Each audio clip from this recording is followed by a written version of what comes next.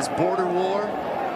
Fans called it Moonshine Throwdown. I think that's the best rivalry name, an unofficial name, but the best rivalry name I've come across. Yeah, unofficial that should become official soon enough. Embrace it. 5 receivers at Duncan's disposal. Duncan stepping up. Hit! Ball is loose!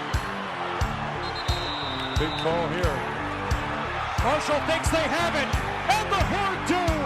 Here's the kickoff from Amaretto Curry to the Hilltoppers, and we are underway. And a fake reverse on the kick return. And here comes Townsend down the left sideline. What a way to start it for Western Kentucky on the road. And it is an opening touchdown return. And just like that, the Hilltoppers strike first. Justin Rohrwasser to try to win it for Marshall from 53 yards out. It's got the leg. It is good! And the perfect season continues for Justin Rohrwasser. Goes for 2. Going for the win. Western Kentucky going for the victory. Rolling to his right. Quick strike. And they did it! Western Kentucky has ended the perfect season into the hands of Willie McNeil. A shocker here in West Virginia. And it is over for Marshall. They end the regular season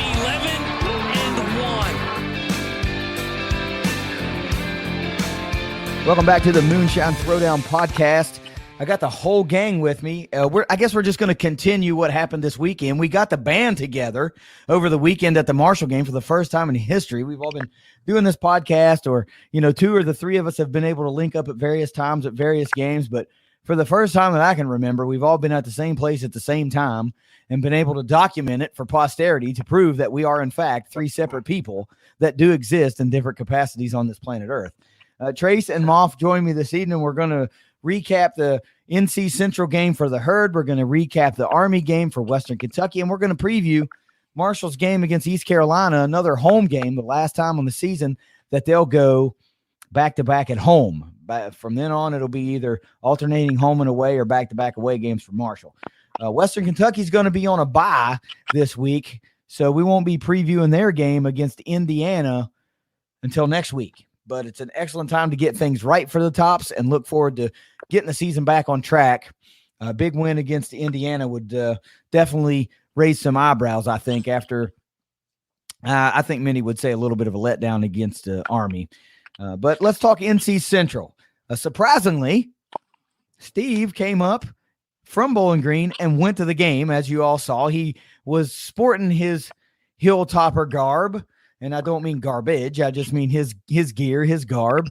And he got some side-eyed looks and he got some salty comments, but I'm sure a lot of it was all in good fun. And he's never one to be shy about clapping back, and he did just that. And, a lot of folks made it known that they were just joking around because they follow the Moonshine Throwdown account. And once he made it apparent who he was, folks were really friendly then. They were like, oh, dang, I didn't know.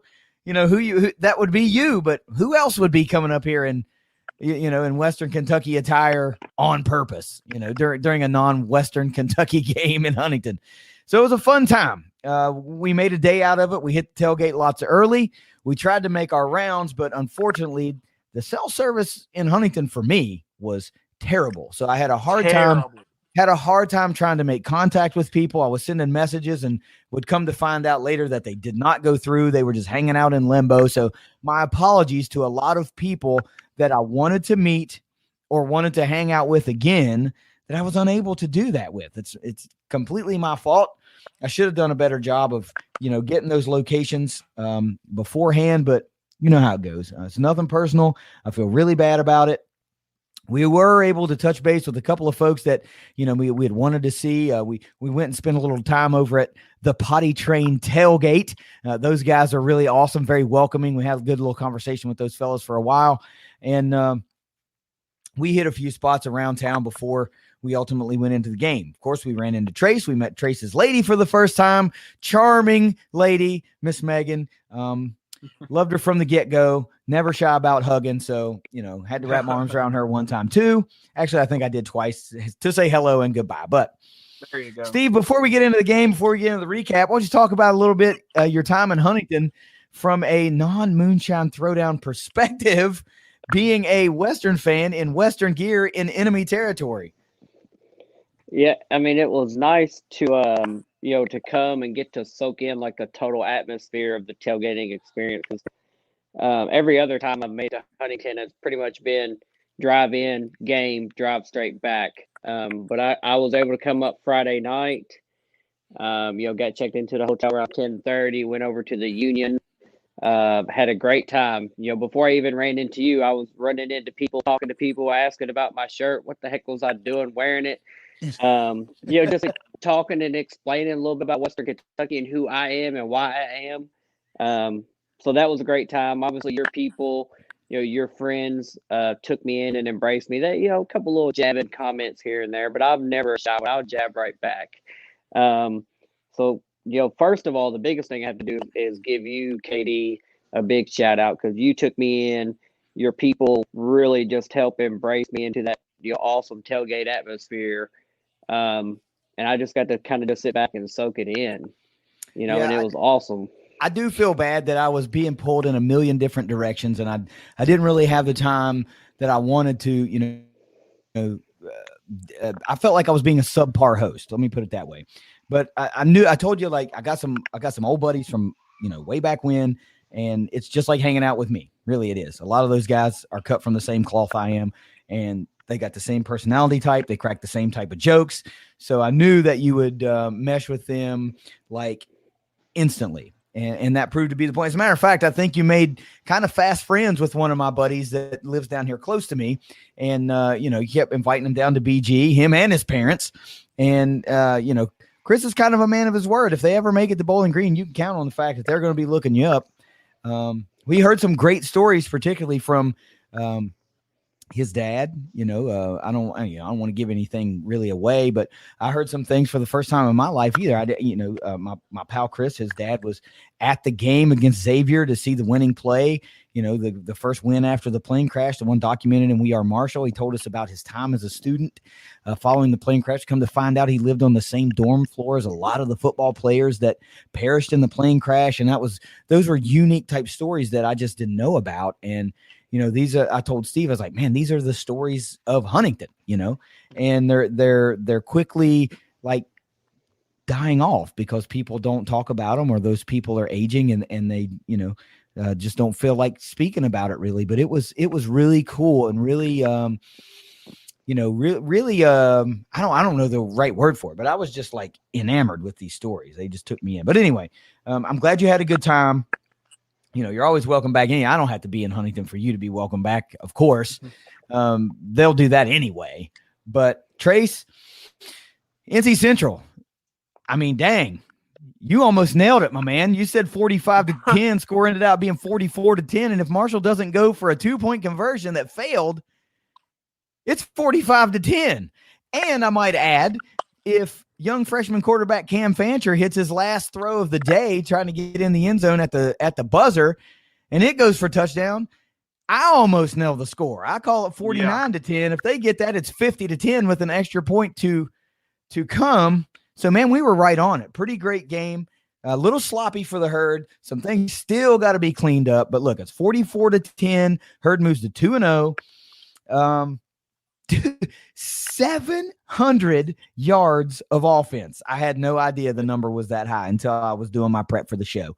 So let's talk about these. Well, let me say this: 24,521 at the game. I mean, not a blow you away crowd, but pretty solid crowd. They were pretty loud. They were pretty boisterous. They stayed in it for a lot. And we left at halftime to go do some more tailgating, but we came back to the game. And I must say, a fair amount of fans were still there at the end of the game. So that was pretty cool. And in Coach Huff's post-game comments with the media, he said that the Herd fans did their part. They came, they showed up, they stayed late.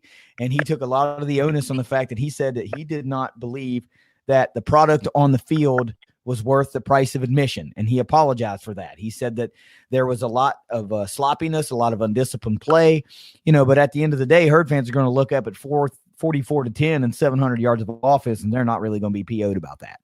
they're going to think it's a pretty good product on the field. So look, some things are going on that have happened now in 2 straight games. We've seen the Herd score in all 4 quarters in both games. That's an excellent trend. We saw Marshall set a program record, 38 first downs in the game. 38 first downs in the game. That's amazing. And but the thing that keeps popping up, Trace, 3 more turnovers in the game, 2 interceptions and 1 lost fumble. That's now 7 in 2 games. That's something that's got to get fixed. So before we get into those measurables, I already gave away the 700 yards of offense and 38 first downs. Let's talk about the game in general. Let's talk about being at the home opener the first time in a while. Your experience. Was this your ladies' first Marshall football game or no? No, we went to all of them last year, basically. Oh, okay. So, but it still is the first one of the season. There you go. First one at full capacity, or full capacity allowed. So bigger crowd, better environment. As we were waiting to get into the game, I saw the student line to get tickets to get in, and it wrapped all the way back behind the Chris Klein Center. And I've never seen that before in all my years, and all my trips to Huntington. So what about the game for you? What about the experience? What did you see? And then we'll talk about some stats. Yeah, I mean, I thought the crowd was pretty good for all, when you're thinking about it, still in a COVID time, people still worry about COVID. It's against NC Central. It's not a big marquee opponent. So the crowd was pretty decent. I mean, and the students really turned out. I think the student turnout was really good in this game. That was cool to see. But it's when you said, and I saw it after the game, about 700 yards. This has to be the quietest 700 total yard performance in college football history. It's got to be, because it just doesn't seem like they played well enough to get 700 yards of offense. I mean, if you would have told me like maybe 500 or 500 plus, I would have believed that. But 700 is nuts.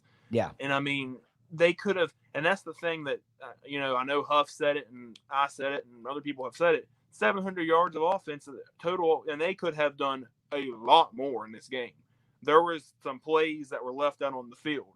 And, that's the thing that really, I think, is the most telling about this game and the first game really, is that they're, winning games 49-7 and 44-10, and Huff saying that he's not happy with anything about the offense. He's only happy that they won. He's not happy about any of it. He's apologizing to the fans for, the product. He's apologizing for the sloppiness and everything. That is exactly what the fan base needs to hear, because if it was another regime, you would have just got the same pre-recorded remarks. That's what it would have been. And Huff's being honest. He's calling it like he sees it. That's refreshing to see. It's absolutely refreshing to see, and it shows how high of a standard he has for this team and how good this team can really be. I mean, if you're out there scoring 700, well, not scoring 700, but putting up 700 yards of offense, scoring 49 and 44 points, and doing all these crazy numbers, if they're doing all that and they can still improve, man, they could be really good at the end of the year if they keep improving. And good Lord, I wish he wouldn't win for 2. I would have nailed that score prediction. I'm never going to forgive him for that. No, I mean, it was a good game, really good game overall. I mean, a lot they need to work on, and it was basically what we both thought, minus a little bit, here and there. But so a good win, and they're going to need to really keep it going, because they got a couple tougher games coming up. So. Yeah, look, Huff has given everybody the classic undersell or under promise, over deliver sales pitch, right? He's not happy with anything, and then they go out and give 700 yards. The offense is not happy. I'm not happy about it. They're putting up 40 plus in 2 games. This is it's classic. That's how you keep people happy. Like, well, he ain't happy and we're dominating anyway. So take that for what it's worth. He's not a fool. He's a smart man. But at the same time, I'm sure there is truth to what he's saying. He probably isn't happy because they're missing opportunities more than they should. That will, like we said in the Navy recap, eventually it'll come back to bite them. They'll be in a tight game and they're going to need those plays, and those missed passes or that costly fumble or that interception is going to bite you. So you can only do that for so long. And now the rubber's really about to meet the road. You got East Carolina looming next week, which we'll talk about. But let's talk about these indicators. 700 yards. You're right. Got to be the most under the radar 700-yard offensive output I've ever seen. To only 177 total yards for North Carolina Central.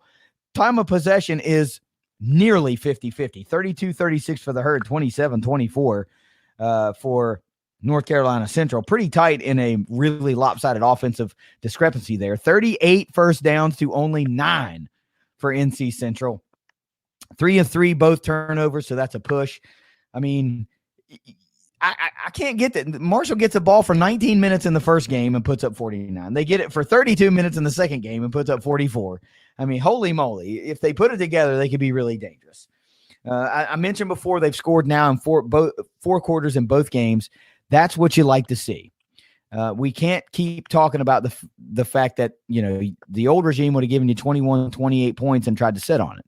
And we actually had fans, Stephen can attest to this, we had fans in the stands that said the same thing. I heard that out of other fans' mouth to me. He said, we wouldn't have a game like this last year. They would have got 28 points and sat on it. If they'd have scored 28 in the first quarter, they'd have played the clock game starting in the second quarter. Other people said that. So let's talk stats. They're pretty nice. And let me give you some things we usually don't do, but I want to make a point of emphasizing this, just so our listeners can start to get a idea of what may be going on here. We got quarterback Grant Wells, 34 of 47, career high passing yardage, 347 yards, 3 touchdowns and 1 interception, QBR 61.7, also 5 carries for 4 yards, but did find the end zone once on the ground. Sophomore running back, Knowledge McDaniel, leading rusher, 7 carries, 67 yards, 9.6 yards a carry, and a touchdown on the ground. Freshman running back, Ethan Payne, 6 carries for 38 yards, 6.3 yards per carry, and 1 touchdown on the ground. Sophomore wide receiver, Jaden Harrison, leads the way for the Herd in yardage, 4 catches, 81 yards, 20.3 yards per catch. Talik Keaton, another an unbelievably great day, 3 catches, 73 yards, 24.3 yards a catch, and 2 touchdowns. Corey Gamage, solid day, 7 catches, 70 yards, 10 yards per catch. All in all, Herd offense, 700 yards, 5 rushers with 25-plus rushing yards, and 237 total for the team. Passing-wise, the Herd completed passes to 15 different receivers. 10 of those receivers had 2+ catches, and 7 of those averaged more than 10 yards per catch. This is starting to be a really amazing type trend here. But what I wanted to emphasize was that sophomore, freshman, these young guys making an impact early. Trace, offensively, we talked about how they left a lot of plays on the field. And I'm going to get a little bit of reaction from both of you here. But Trace, answer me this. What do you think about this running back situation here? We're seeing, I know you're very vocal about who you'd like to see on the field. Have we cemented that there's really a need for someone in particular to get a little bit more of an opportunity? Sure is. Knowledge is power. I mean, good Lord. I tweeted yesterday, I don't really give a crap what the situation is. I think he needs at least 10 carries every single game, at least. And I don't care if you want to have him third string, second string, or first string. He's got to get the ball. Because when you watch Ali, Evans, and McDaniel, he runs totally different than the other guys. And it's just evident. It is. Yeah, it is quite evident. He seems like he's hitting the hole faster, and he's got a little bit extra shiftiness. But I will tell you this. Rasheen Ali made one unbelievably acrobatic play where he came through the hole and sidestep, kind of jumped. Steve's nodding his head. I know he knows the play I'm talking about. He kind of side hurdled this defender, and it was a beautifully acrobatic play. I mean, it wasn't a big gainer or anything like that, but just to make the move to get around that defender was pretty freaking awesome. But Steve, you were there. You watched, fairly intently. We did a lot of time. I had a lot of time talking to people and this and that and the other. But I know you saw a good chunk of the game, and not looking for you to glad hand the Herd and all that kind of stuff. But you actually got to see the product on the field, And I don't think anybody's going to hold it against you. And even if they do, too bad. You actually saw what Marshall was doing. And granted, NC Central's not up to the caliber of teams like, the rest of Conference USA or most of Conference USA. But what did you see from this team that was kind of like surprising to you versus what you've seen on the field in years past when they play Western? Well, the first thing is the 700 yards total offense really surprises me because I felt like they weren't taking a lot of big shots down the field. I felt like it was a lot of dinking and dunking and moving the ball. I kept waiting for a big vertical play, but it didn't feel like there were a whole lot of those. The 5 running back situation, good problem to have, great problem to have. I mean, when you got a lot of fresh legs, the more the merrier. Keep rotating those boys in, and it sounds like y'all got one that's making a case to be RB1. But overall, I was impressed. I think Grant Wells is definitely grown as a quarterback and passer, but I don't think we'll fully know the extent of his growth until we see a team that rattles him. Yeah. I think that was what got into his head last year was him getting some pressure, getting knocked, throwing an untimely pick, whatever it may be. There just wasn't a lot of pressure on him in this game. He was able to sit back there and operate and make throws, kind of at leisure. But overall, very solid performance, a lot of points. Like kind of we've all stated in multiple, both games now, we don't see that many points in years past or that much offense in years past. We kind of just see the ball get deflated in the second half and run the clock out, which maybe you can do against that team. But that was the mantra versus everybody. Instead of run it up, keep running your offense, you got to stop us. So I like to see it. I know the Herd fans wearing green like to see it. I think they're an overall better team. Defensively, they're the exact kind of team that I think will give Western troubles. I told you that I think the only teams that will give Bailey Zappa troubles will be the ones that can move him off his spot, make him uncomfortable, hit him a few times, right? Make him think, is there somebody coming from my blind side? They get after the quarterback. They're moving and flying and trying to get to the ball. So that will be one of my biggest concerns as the year goes by, is watching how our offensive line continues to hold up to pressure. Are we keeping Zappy clean? Because I know there are good teams with good defensive lines in Conference USA that are going to apply pressure, and we haven't seen a lot of it so far. But I saw a lot of it from Marshall, and I know it was in the first game as well. So it's obviously what they're going to do, what they want to do. So, but overall, I was really impressed with the product on the field. I was clapping and cheering for Green. I know you can attest for that. Yeah. It was a good game, good environment, good win for the Herd. Yeah, it's one of those scenarios I know for you, Steve, where you keep your friends close and your enemies closer type thing. You just got to know your enemy. So paying close attention to what Marshall's good at is going to be important. I know your coaches are doing it, and fans should do it too, because if you don't, and I tell this to Marshall fans too, if you don't pay attention to what Western's doing, they can surprise you and hurt you, because they can score with the best of them. And when we talk about Army, this is basically the recap for Army and Western is basically going to be like what we said would happen or what we thought would happen in the preview. And we'll get into all that, but let's talk about defense now, Trace. Linebacker Charlie Gray leading the way for the Herd, 6 tackles, 3 solo, 3 tackles for loss, 1 sack, and 2 quarterback hurries. Excellent all-around game for Charlie Gray.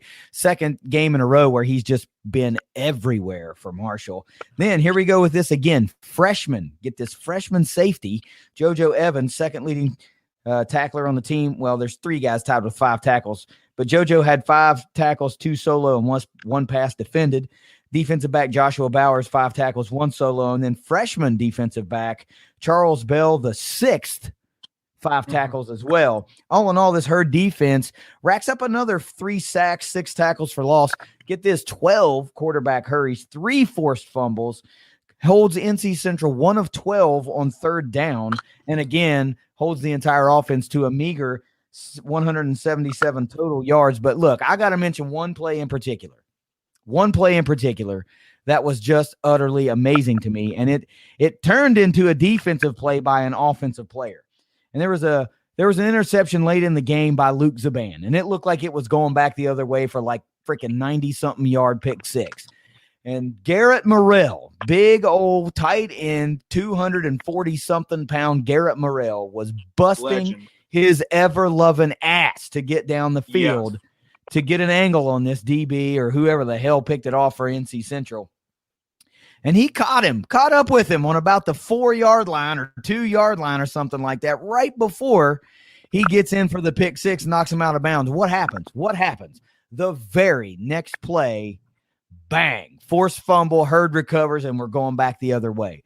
That was an amazing sequence, and it doesn't happen if Garrett Morrell gives up on the play. He ran so far to make that play. So a major shout out to Garrett Morrell turning into a defender from the tight end position on a long play that could have went the other way and gone horribly wrong. That did not go unnoticed, Garrett. It did not. We were standing in the crowd. You made the play actually pretty close to where we were standing. You tackled the guy on our side of the field on our end zone, and it had right in front of us. So we were hooting and hollering, hoping you'd catch the guy, and you sure did. So here's the last stat I got to say about that, Trace. It seems to pop up now. Second game in a row, the number has popped up, and you know what the number is going to be. First game it popped up. Charles Huff's first touchdown was a 75-yard drive. This time the number pops up in total team tackles made. Marshall gets 75 total team tackles. You can't make this stuff up. So what about this defensive effort, Trace? We know it was NC Central. We know they had some players. Oh, let me make this note. I noticed that the only touchdown made by North Carolina Central was on a short pass, to a running back. And that running back, by the way, was Mookie Collier, who used to be on the Hurd roster, played at Beckley High School, was I don't know what the award, what is it, the Huff Award or some kind of award that goes to the most outstanding player in West Virginia high school football player or something like that. He won that, was on the Hurd roster, transferred out, and I didn't know where he landed, but now I know where he landed. North Carolina Central. He was the lone touchdown for North Carolina Central. But anyway, what about this Hurd defense? Oh, they were just absolutely filthy, just dominant. I mean, 177 total yards. That is an amazing defensive performance. I mean, yeah, it's against a bad. Well, I don't even know if they're really a bad offense, but compared to Marshall's skill level, they're a bad offense. But they absolutely just shut them down. I mean, the only points they gave up were non-existent. Like they were non-factors. They didn't even really go against the Hurd starting defense, because the first one was when Marshall muffed a punt and set them up at like the 10-yard line or something. So like, how you expect a team to stop a team at the +10? I mean, really? It's what I mean? So that's on the defense. And then the other one was just the other field goal was at the very end of the game when all the third stringers and all the the young guys were in there. So it's like, Can we talk about that for a second? What's that? Can we talk about why you kicked the field goal down by 40-some with 2 minutes to go? Yeah. I mean, are you just looking for some game time practice? Is that what it's about? I mean, got to be what it's about. Are you trying to cover? That is the weakest weak sauce I have ever seen. Good Lord. Are you just trying to get the double digits? Dude, that was so lame. But anyway, you're right. The NC Central offense was set up over the muff punt. This team was just so fast and so swarming. And, I remember every time it seemed like there was a defender that was out on the edge, or not a defender, but a play was out on the edge. Dude, like 8 guys would hit that dude out of bounds. I mean, they were steamrolling dudes. So anyway, let's talk about some grades, Trace. What do you got for the quarterbacks this week? We saw 3 of them play. Grant Wells played a great game. Zaban was doing okay, had the pick, and Fancher actually looked pretty decent as well in, final duty, late drive mop up duty type stuff. Yeah, I went with an A- this week. Really just focused on Wells a little bit, but because the band, I mean, he did have the interception, which was bad, but he did run the ball well. And then the other guy behind him, he moved it pretty well there at the end. I mean, not much to really write home about, considering it's the last minute of a game that's already well decided. But just looking at Grant Wells a little bit closer, I mean, we were sitting, people I was sitting around and stuff, my buddies and whatnot, like we were all saying, like, it seems like Wells has missed a lot of throws. Like, it seemed like in that first half, he was missing a lot of throws. But then you look at his stats, and he's 34 or 47. I mean, that's pretty good for 47 pass attempts. And I mean, 347 yards, 3 touchdowns, 1 pick, which was a bad pick. You can't throw an interception that close to the end zone, throw it right at the goal line. Can't have that. You know, had a few errant throws, but he did get better as the game went along.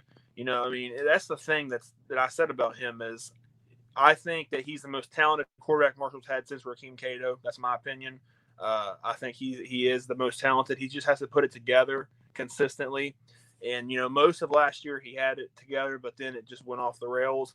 And so far this year, he's had it at times, and then he's missed it at times. So, I mean, he's really got a chance to just absolutely be a complete star.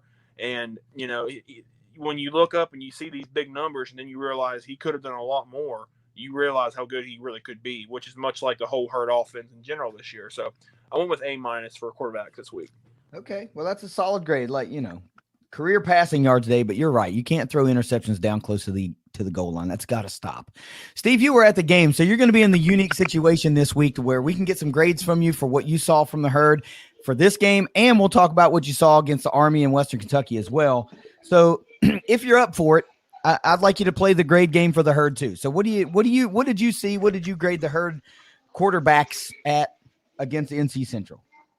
Yeah, I kind of agree with Trace. You know, it seemed like there were some missed throws out there, but then when you go back and look at the overall stats, and you know 75% completion, career high, 300 plus yards passing. I mean, it's hard to kind of pick that apart and ask for more. That's a pretty solid overall day.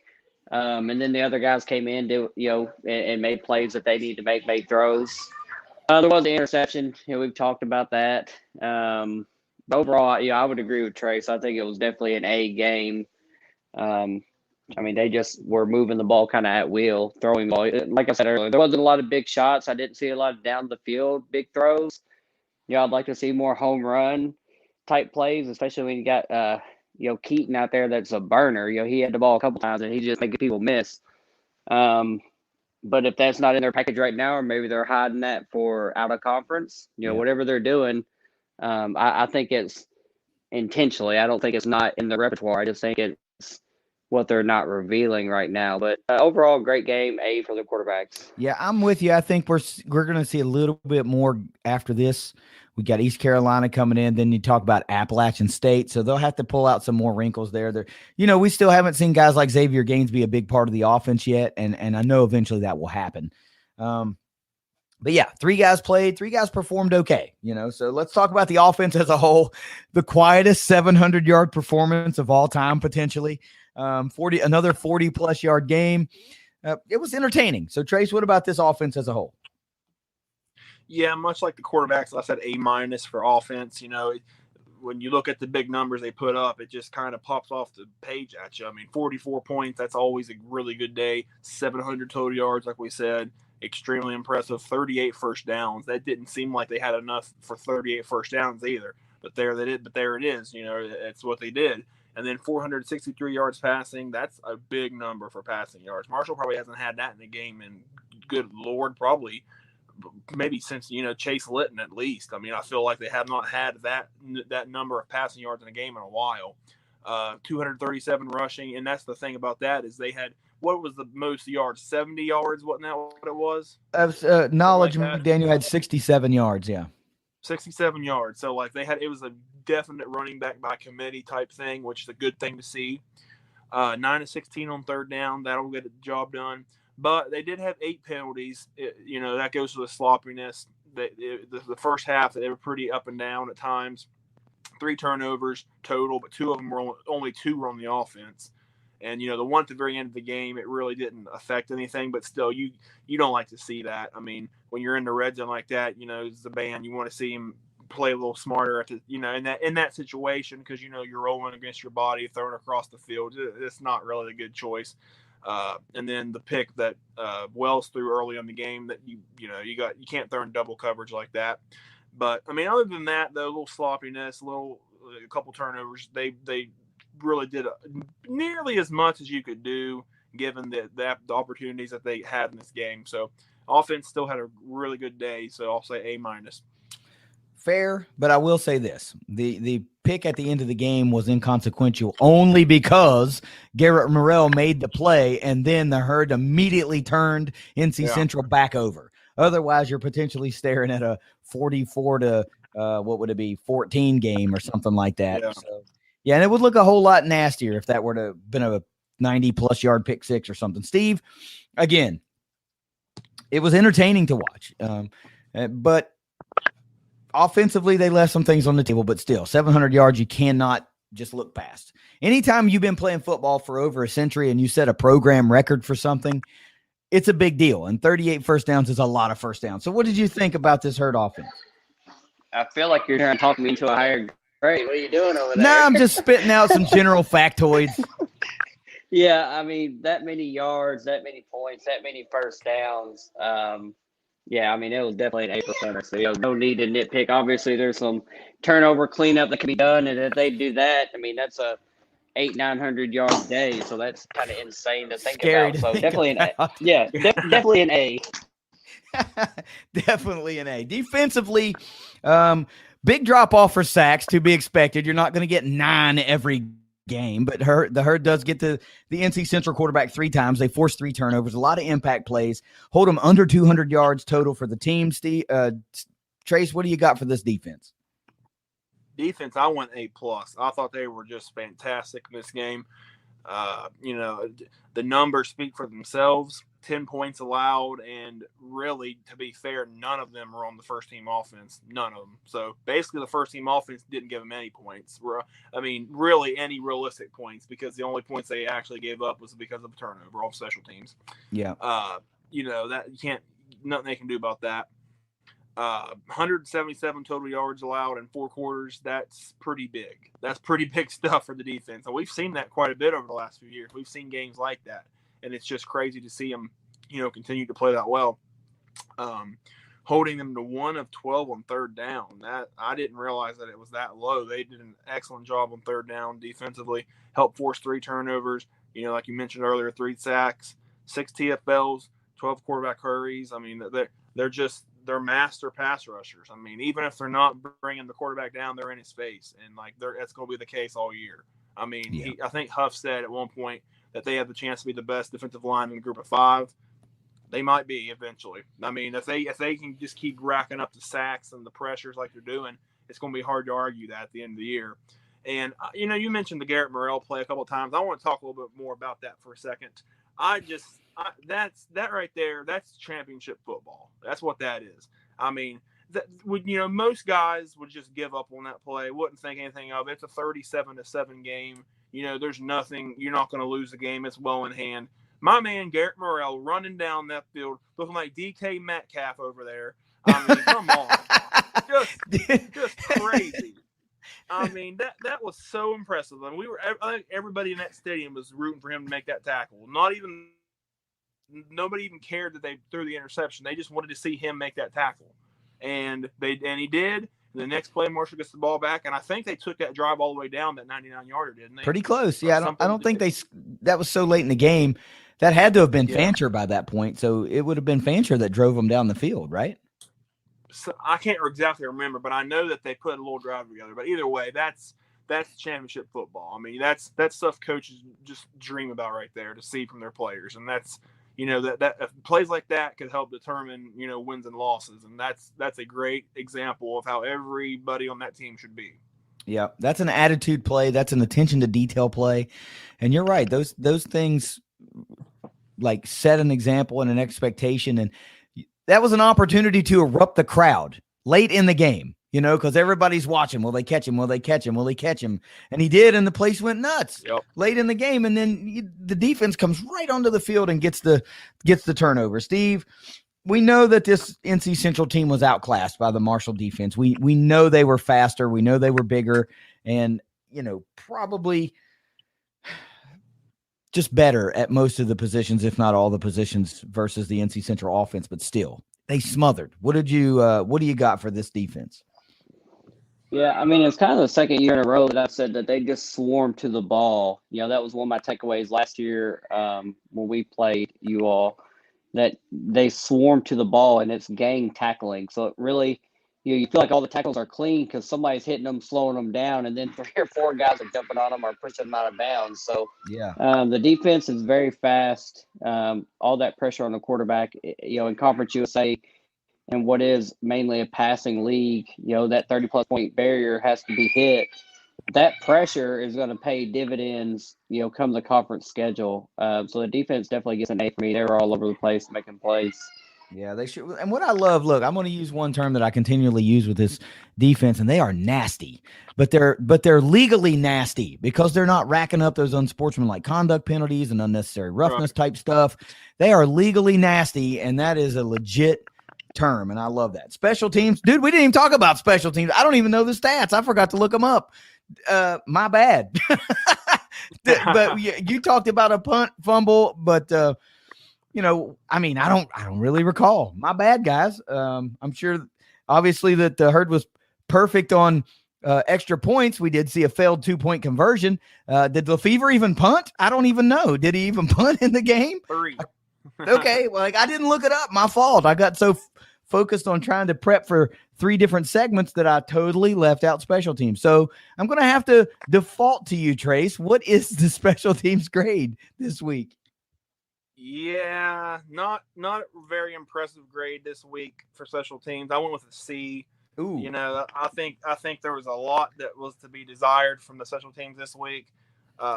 Starting with the field goals, they were 1 for 2. The second, I think it was the second miss. It was just way off, or whatever miss it was pretty far off to the left. He had the leg for it, just flat missed it. But he was 4-4 on extra points, so that's good. Like you said, that failed 2-point conversion, which, at that point, it would have been like another touchdown. They're like 10 yards back at that point because of the penalty. So, I'll say that for a little bit later. But then they had 3 punts. It said 3 punts for a 26-yard average. That's not very good. Granted, maybe the signal punting didn't call for big boom. Still, that doesn't look good on paper. The muff punt return, led to NC Central's only touchdown. That you can't have that. Had another penalty that called back what would have been an awesome punt return for Willie Johnson for a touchdown. That play, that was, most of the time in plays like that, I see the flag thrown and I know that it's coming back. On that one, I didn't see it until I was already celebrating the touchdown. I was so just disappointed because that was an awesome run back, but it was called back. And then as a team, they only had 12 yards per kick return as a team, which is pretty low. Now, granted, kick returning is not quite as important now as it used to be because you can call a fair catch anywhere and get to the 25. But there was a lot I think they could have done better as a special teams unit. Not and the failed 2-point conversion, like we said earlier, just not a whole lot that really impressed me here. So very average day in my opinion. Well, it's kind of disheartening to have a Jekyll and Hyde type day from the week before where we saw a blocked punt, a blocked field goal, and all these stellar special teams type plays to have this kind of day. Steve, I know, like I said, we're talking to fans a lot and just having a good time. So I missed a lot. I didn't even know that there was a missed field goal. I must have missed it, obviously. So if you saw, what did you see, if anything, from the special teams? Yeah, I remember the one play getting called back, the Willie Johnson kick getting called back, and I don't remember the field goal as well. I would be interesting on that punting average. I'm guessing that there probably wasn't a lot of net yards that they could have get. They probably were moving the ball beyond midfield and punted, so there probably wasn't a big net opportunity for them. But just on the numbers and what Trace rattled off there, that's an average performance. I think is fair. So I would give him a C as well, just on the raw numbers. I guess anytime you miss a 2-point conversion and you have a turnover that directly leads to opponent points, that's going to knock your grade down quite a bit. Look, coaching is still 44-10, all this yardage, dominant defensive performance. What do you got for the coaches, Trace? Yeah, they did a lot of good things, but I went with a B this week. Huff even afterwards said that he didn't like them in practice up until this game. Leading into the game, he didn't like how they were practicing.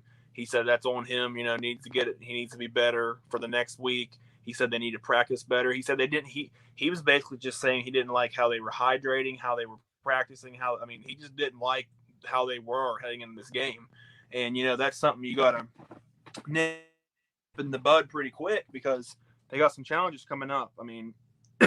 Excuse me. They had a slow start. The 2-point conversion attempt I thought was very random. I know like certain coaches like Mike Tomlin and certain coaches like that like to just randomly go for 2 sometimes, but like that. And I know it's only against NC Central and it really didn't matter, but that's still random to me. That's just essentially you're chasing points the whole game if you don't get 2-point conversions. So I didn't really agree with that, even though it didn't matter. They took the starters out. Oh, good Lord, I'm choking here. They took the starters out a little earlier than I expected, to be honest. They took them out barely after the mid-third quarter. And the week before, they had Wells and everybody in there like pretty late in the fourth in a blowout game. So that kind of surprised me. It's good to get the younger guys reps, and not risk injury, but that still surprised me a little bit. They had strong offensive numbers. Defensive performance was great. So a B's fair, I think. Yeah, B's a fair. Steve had to bounce out on us for a minute, so we won't get his grade for the coaching staff. But I was in line with what you were saying. Overall, it's hard to get angry at. The individual unit, the offense and defense were just pretty great. Special teams brings it down a little bit, so it's an overall B for me. I'll just pick up the slack there since Steve's gone. It's an overall B for me too. There's plenty of room for improvement, but they did a ton of stuff really well. You can tell that the expectation of perfection and anything short of perfection is not going to be tolerated with Charles Huff and this staff. So I commend that. You don't play amongst the best in the country if you're okay with being average, and he's definitely not okay with being average. So good on Charles Huff and staff for keeping expectations high, maintaining that execution must be high. The result on the field must be worthy of the price of admission. And if he's not happy, well, I'm not happy either. So there you go. Overall, Trace, what do you think? I don't think I need to run down the stats anymore or give you any more factoids. At this point, we know what happened, and we know what we saw on the field. So overall, what do you got for this 2-0 Huffs herd out of the gate in 2021? Yeah, for this game, I went with a B. I almost said B plus, but I thought, B or B plus is fair. But I'll just say B, just because it was against a team that they were significantly better than, and they did put up a lot of impressive numbers and stuff. But it's like Huff said after the game. You'll look at numbers like we're doing 700 yards and 44 points and this and that. He says looking at numbers and reading the numbers is rat poison, and that's what he said. If you get caught up in that, he said it doesn't matter what the numbers are, it's about how you play. And he felt they could have played a lot better in this game, at least offensively. So, that's the head coach. He's not out there just blowing smoke. He's telling it like it is. And you got to appreciate that. And they did do a lot of really good things, a lot of great things in this game. There's no doubt about it, but I still think they could have definitely played better. There's no doubt about that. Defensively, I don't think they really could have done much more. I think they did everything they needed to do. Offensively, yeah, they left some plays out there, left a couple touchdowns out there, really. And special teams, it was just very average. So they could have played better. They could have played pretty significantly better in at least 2 of those 3 facets. So, but as an overall team win, you got to be impressed, and it was a good win. And they're 2-0. They got a couple couple tougher games coming up. So. Good start to the season. I'll just say B for this game. Yeah, look, the easy part's over. All right, you got past Navy, which let's be honest, leading into the season, we didn't know how good Marshall was going to be offensively, and we everybody thought this game would definitely be tighter than 49-7.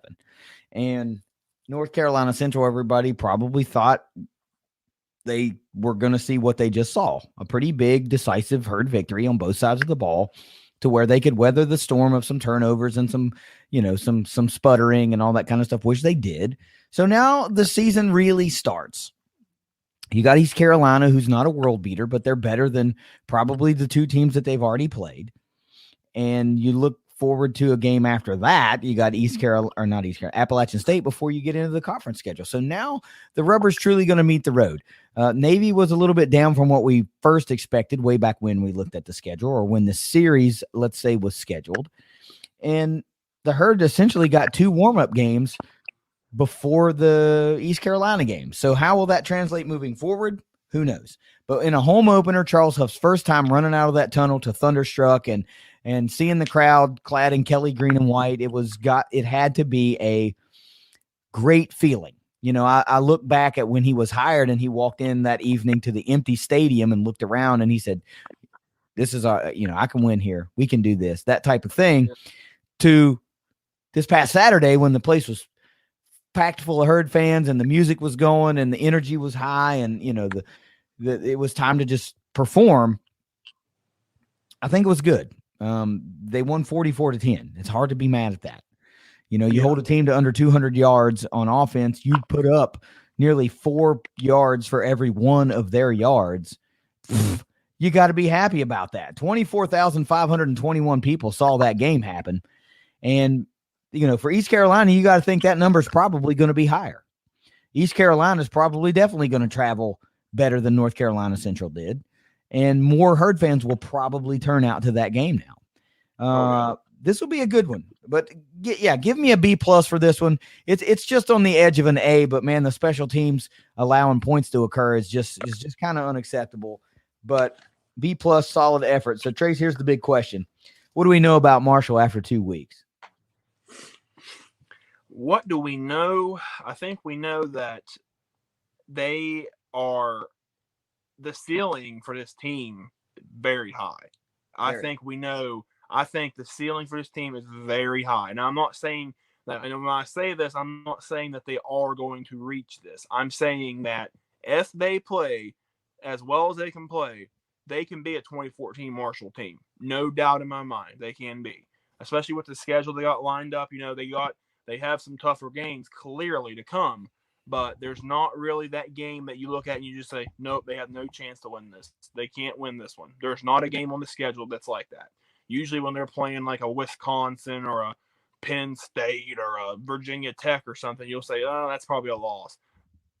But not anybody on the schedule you think that about. So this Marshall team, and I'm not even saying that they would necessarily be as well-rounded as the 2014 team was, but I think they could reach a very similar record as that team if they can just continue to improve and, you know, play consistent like Huff's winning. And I mean, I really think they could reach that level. I mean, there's no doubt in my mind. So whether or not they reach, it's a totally different story. I think it's more than possible. So Huff said in his post game that potential is the most dangerous word in America. And he's true. And it's right. He's true. I'm sorry. Let's try it again. He's right. It is true. So I will just say that this Herd team can be as good as they want to be. If they're willing to pay that little bit of extra attention to detail, you know, if a microcosm for the season turns around to be in that Garrett Morrell play, play it to the very end and don't give up on anything and give it your all type mentality. If that's what we see moving forward, and let's just face it, if the Herd can just hold on to the damn football and quit turning it over, they can be really dangerous, you know, really, really dangerous. So I think what we know about Marshall is they can score points, and they're going to score points. And we know that they're fast and legally nasty on defense. I love that term. They're legally nasty on defense. Special teams wise, they're good, but they got to get better. They can be as good as they want to be. And the bigger test will come this weekend against East Carolina. So, Trace, let's talk about that on the other side of this break. Trace and I are going to preview the East Carolina Pirates coming into Huntington for a classic, one-of-a-kind rivalry renewed of former conference mates in Conference USA, 2.0, 3.0, one of those .0s. It's the Moonshine Throwdown Podcast. Wells will keep it himself, calls his own number, and Grant Wells finds pay dirt on Marshall's second drive. The Herd leads 6-0. ECU week, Trace. Pirates coming to Huntington, renew a one-of-a-kind rivalry. Of course, everybody knows the story by now, but we will recap it really quickly. 1970, that's the game. The Marshall had just been defeated Playing East Carolina on the flight back, plane crashed. The entire team perished. We all know the story, but that's why the East Carolina rivalry is unique with Marshall. It's not rivalry in the traditional sense. They're bonded together forever. They're intertwined forever because of that instance, that moment in time, that game, and that era.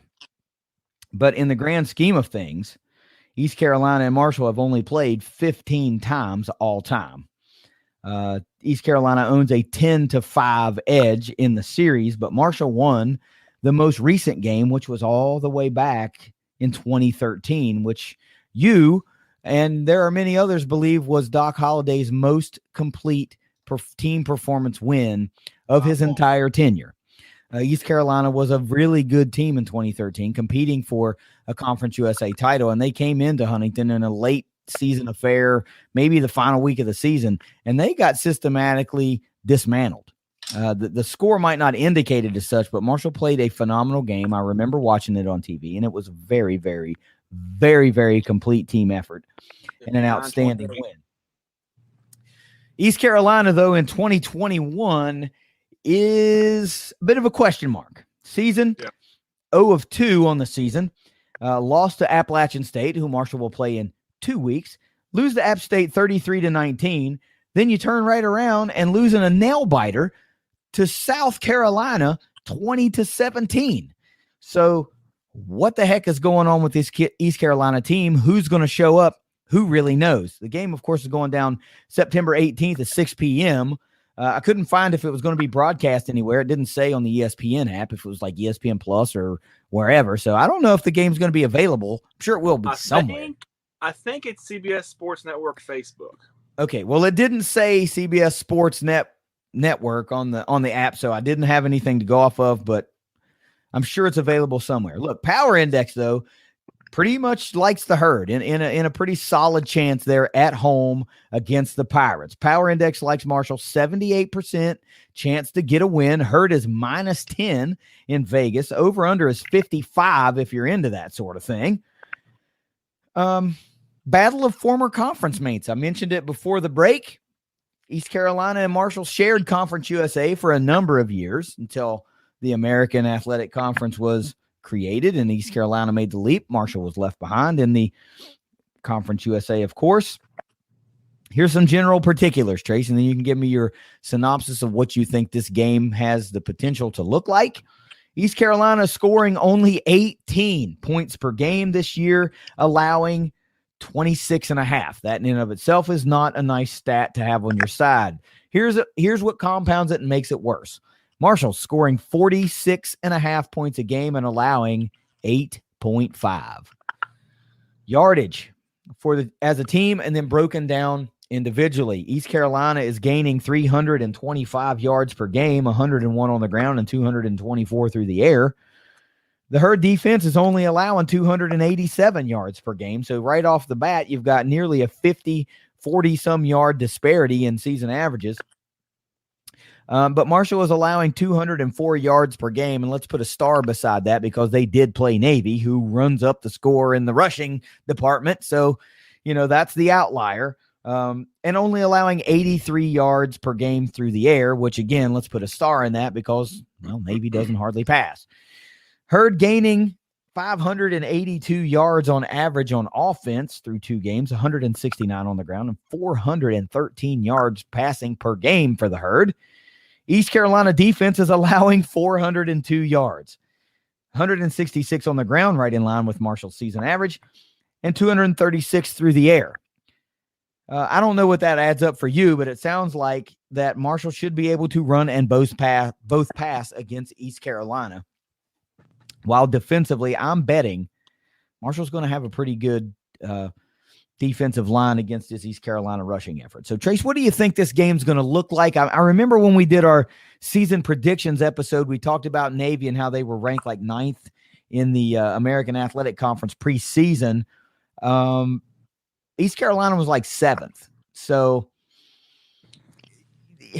Marshall's kind of got 2 of the, let's say, lower tier, 2nd, 3rd tier East American Athletic Conference teams this year. But what do you think the game's going to look like? Yeah, I mean, this is definitely their toughest test thus far. I mean, despite East Carolina being 0-2, like they've played two pretty tough opponents the first 2 weeks. I mean, a neutral site game against App State, that's App State's always, that's not even a team that's still an SEC team on the road. And, they out in my mind. I mean, these two teams, these two schools and programs are just so intertwined, and they've had some amazing games and moments over the years. I mean, it's really if you think about it, it's a lot better than most people realize. I mean, just beyond the 1970 situation. I mean, just looking at some of the games they've had over the years have been insane. I mean, the GMAC Bowl in 2001, that ringing any bells? They just honored that team last week. I mean, still the greatest bowl game I've ever watched beginning to end. Still arguably the greatest bowl game of all time. Some would say most entertaining, one of the biggest comebacks, just nuts. And then, they had a lot of really good games in the Conference USA from 05 to, 13 when East Carolina was in the Conference USA. I mean, just some really good overtime games, close games, the Aaron Dobson Catch of the Year game.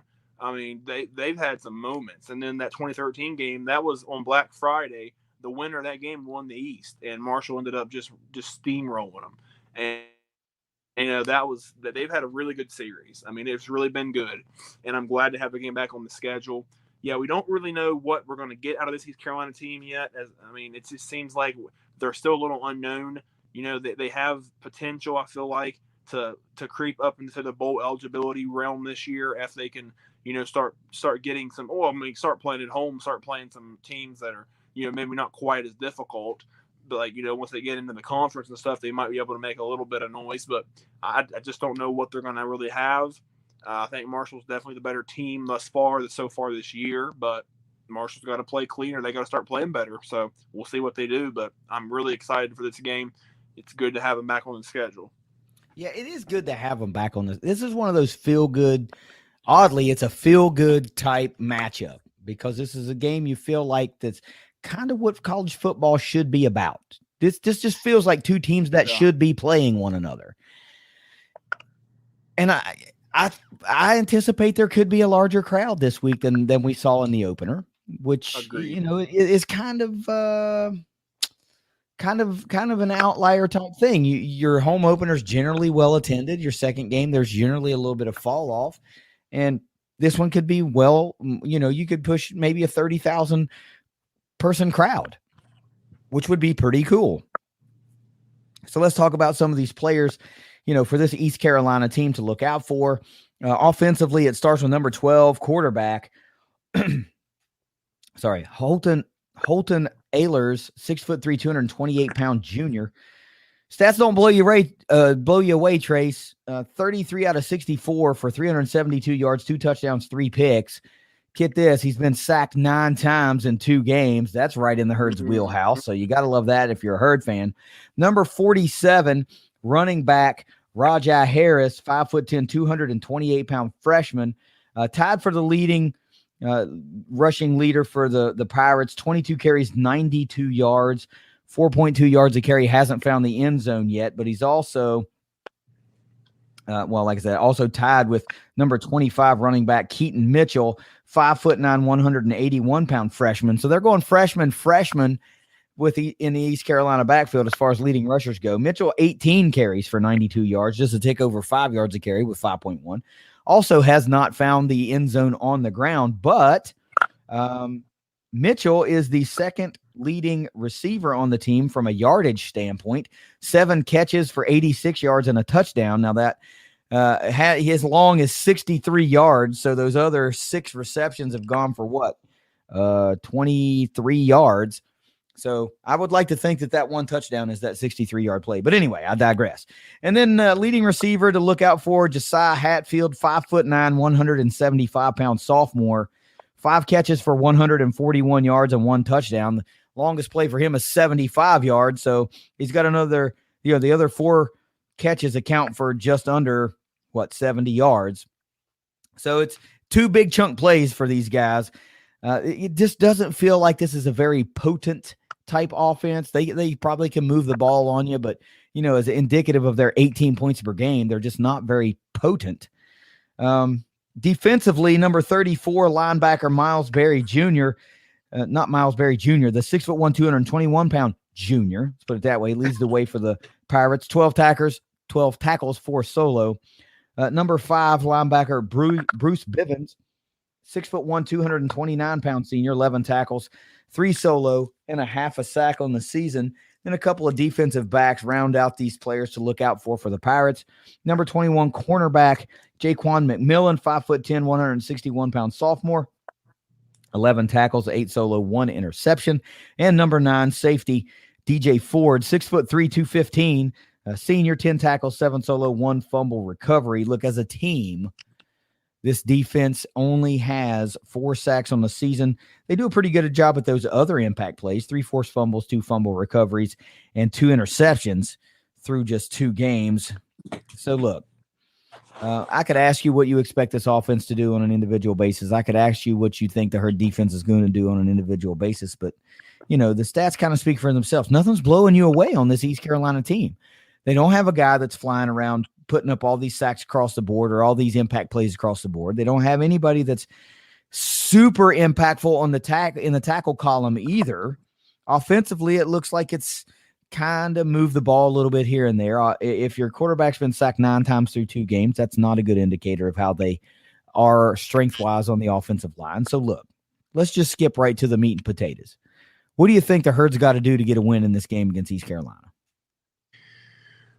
Well, starting off with my first here, I think they need a better first half. And, if you look at the halftime score of the last game, you would think, well, that's pretty good. They probably played pretty well. But like we said, there was a lot left on the field in that first half.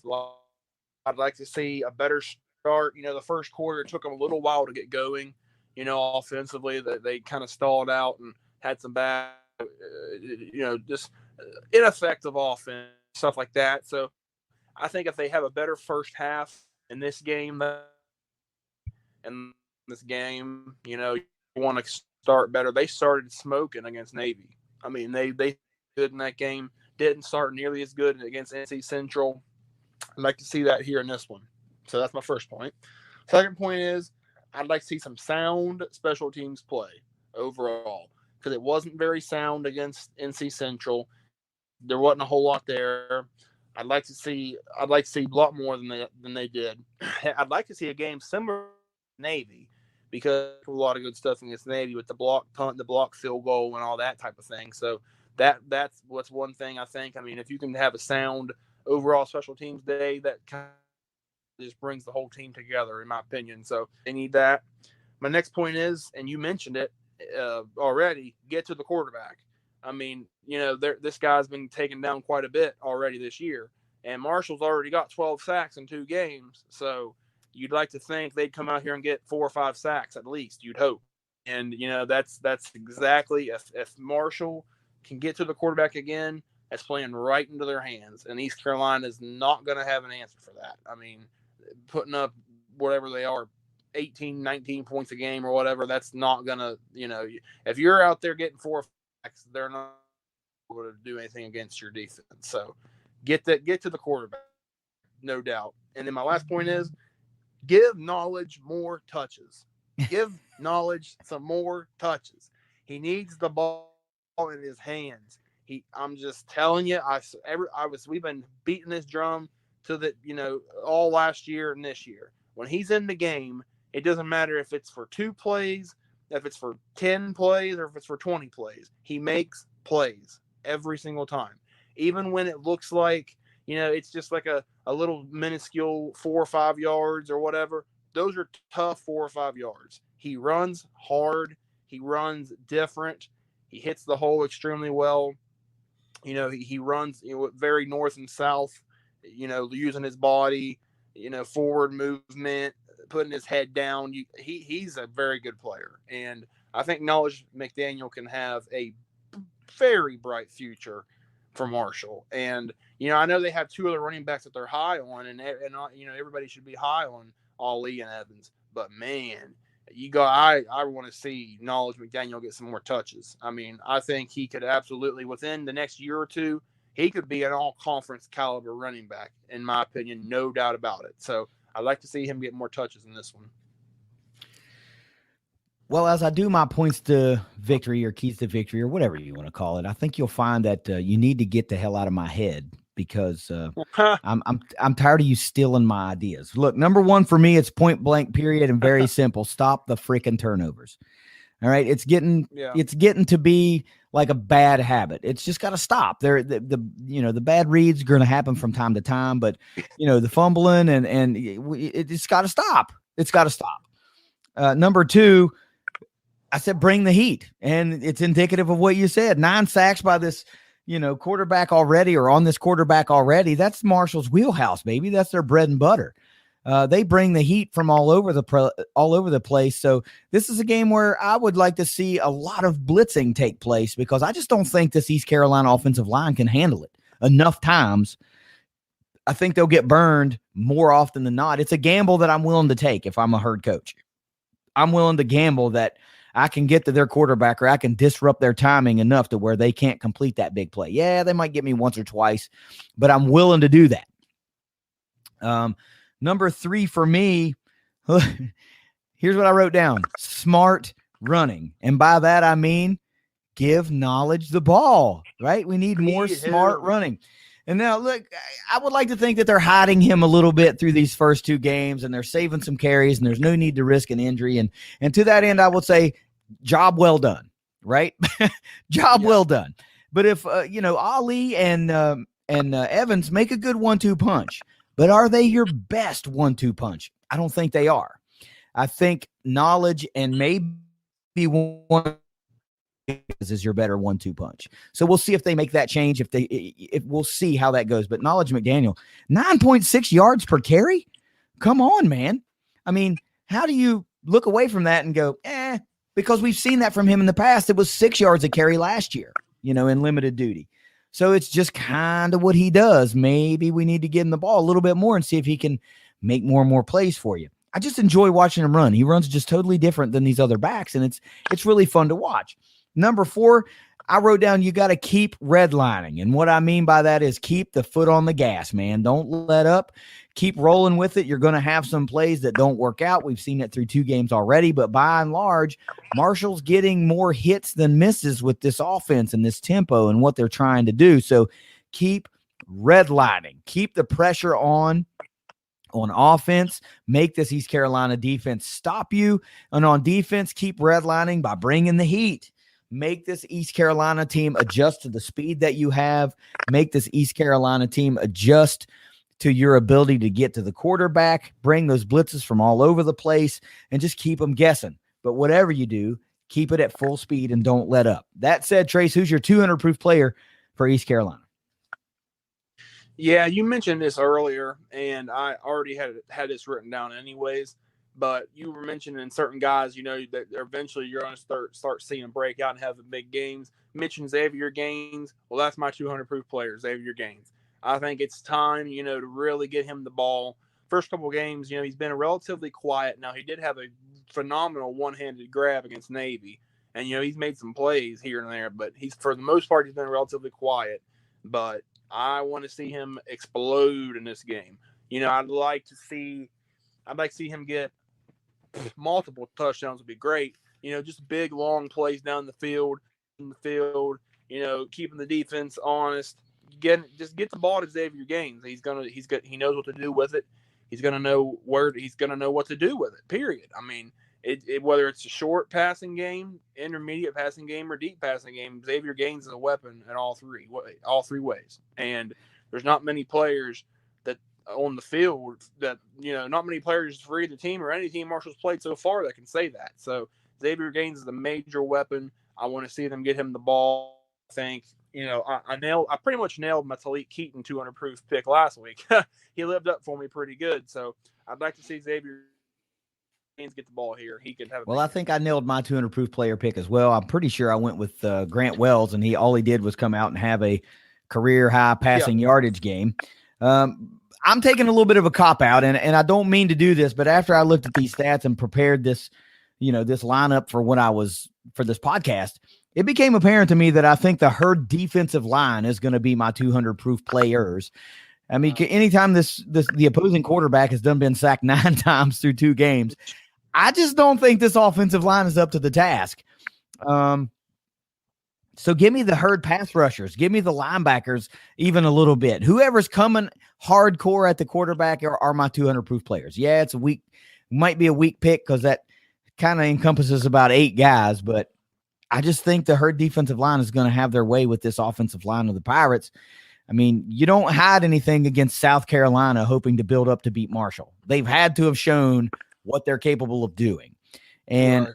I feel more comfortable saying that Marshall's defensive line is more on the caliber of South Carolina's defensive line than, anybody else. So that at least, I mean, maybe Appalachian State as well. They're probably at the point where they've played 3 really tough defensive lines or will play 3 in a row. So give me the Herd defensive line with my 200 proof players. What do you got for a score prediction, Trace? Yeah, I'm going Marshall 34, Pirates 17. That's what I'm going to roll with. I think I picked the same score. Out of my freaking head, dude. Get out. No. So 34-17. I think this is arguably, probably. Well, I don't know about probably, but it could easily be the best offense East Carolina's faced so far. I mean, App State's no joke, but we'll see. We'll see. Time will tell there. But Marshall's arguably got the best offense they played so far. And I think they have arguably the best defense that they played so far. Even one of the teams, South Carolina, I don't think South Carolina has a defense that can quite rush the passer like Marshall's got. And I think that really plays into the hands of this Herd defense because they're going to swarm East Carolina. I mean, it's going to be like it has been the last 2 weeks, and that's a really good thing. And I just don't think they really have an answer for that. And I'd like to see cleaner ball played. I mean, there's no doubt about it. They need to clean things up a little bit. I'd like to see a 0 turnover game. That'd be wonderful. But, they don't. It's going to be a tougher game, I feel like, than the first 2 for Marshall. And East Carolina has challenged themselves so far. I mean, there's no doubt they have challenged themselves. It's just, I don't know. I still think they're trying to find their identity. I still think they're trying to find, what they really are and what they want to do. And I think Marshall's already got their identity. So I think and at home, I just think Marshall's the better team regardless. So I'm going to say 34-17. This is getting really tiresome. I can't really surprise anybody with a score prediction. I can't surprise anybody with the keys to victory. This is a bunch of bull crap. I go 30. I go Herd. No, I'm not comparing. That takes all the fun out of it. I go Herd 35-17. I got him a point better than you. So how about that? But for all the reasons you just said, I feel the same way. Marshall will be challenged a little bit more. East Carolina's still trying to figure themselves out. It's just going to take another week for them to figure it out. I got no other points to say. You've said it. It's 35-17. Marshall comes down to earth a little bit in the points per game category, and the points allowed category. It's a little bit closer, but still an easy victory for the Herd. 35-17, whatever. So Trace, fun game that we just watched against North Carolina Central. Nice new rivalry being renewed. Well, an old rivalry being renewed against East Carolina. How about some final thoughts before we get out of here this week? Yep, it's exciting time to be a Herd fan. I mean, there's a lot of excitement in the air. Even with a relatively modest-sized crowd, you still felt a little different excitement than it has been. I mean, obviously last year because there's over double the amount of people allowed, or there were over double the amount of people than they allowed last year. But even at that, it was still a little different vibes in the air. The students turned out really well. I thought that one of the better student turnouts in a while. The excitement it's there, it's palpable. I mean, and I think this game should have a really good crowd coming up. I mean, I think if it's nice weather, there should be no doubt 30,000 there. There just should be. It's arguably the most marquee game of the home schedule this year. Not including conference games, because towards the end of the year, some fans don't want to sit out in the cold or whatever. And this is an early season game against a marquee, kind of marquee name that Marshall's got. I mean, over 50 years of history with. and like we said, has had a very, very underrated and great rivalry with over the years. So that's exciting for fans, and I think East Carolina always travels well. They got a really, really good fan base, so they should send a lot of people, I think, and Marshall should turn out. Should be a really good crowd and a good atmosphere. And, if the Herd can get the win, they'll be 3-0 heading into App State on a Thursday night ESPN game. That's going to be big. It's a good time. I mean, if they can close out non-conference undefeated, man, they could really roll. They could really start rolling. But they got to get past East Carolina first, and they have to get better at certain aspects. And, Huff seems bound and determined to get there. So we'll see. Yeah, I will say that it was really cool to be able to be back at a game. I hadn't been in a game live and in person since Moonshine Throwdown last year when I flew to Bowling Green to watch the game with the Herd and hang out with Moff and at the Houch. So it was also nice to have him back in at a game with me and, just at a different venue. So it was really cool to have Steve in town for a game in Huntington. That was a non-Moonshine Throwdown event. It was just fun. It was really neat to have the band together. We do this virtually a lot from 3 different locales across the country, but to have us all in one place at the same time was pretty cool. I got to watch a good game. I got to rekindle some friendships. I met some new folks, which is always fun. I got some folks that, recognize Steve and, ribbing him a little bit, and then come to find out he's a part of the show and a part of the Moonshine Throwdown, so to which the attitude changed really quickly, and they became very, very friendly. So it was just a fun time. It's always a fun time when I'm in Huntington, but it was a really exceptionally fun time this week. Let's look forward to a good week of preparation, and let's see if Marshall practices a little harder, cleans some things up, and comes out and really, if they get the opportunity, they're going to try to embarrass East Carolina. That just seems to be their MO. And if they get to do that, it's going to be, this is the one that will start to open more eyeballs for Marshall across the country. They say, okay, well, they've now dismantled 3 straight teams. So if they can get a 3 or 4 score win, it's going to be nice. It'll build a little bit of the hype for the game against App State. The Herd was picking up points in the polls again this week. So they continue to climb. They continue to show that they're there. They go out and they beat East Carolina, and we look forward to App State. They get that win. You're looking at a really dangerous Herd team potentially. So, look, enough said. This was a great week. We need a good week of preparation, get a big win. Should be another nice evening in Huntington to watch a game. But, Trace, let's get the heck out of here until next week. Go Herd. Go Tops. It's a Moonshine Throwdown podcast. Later.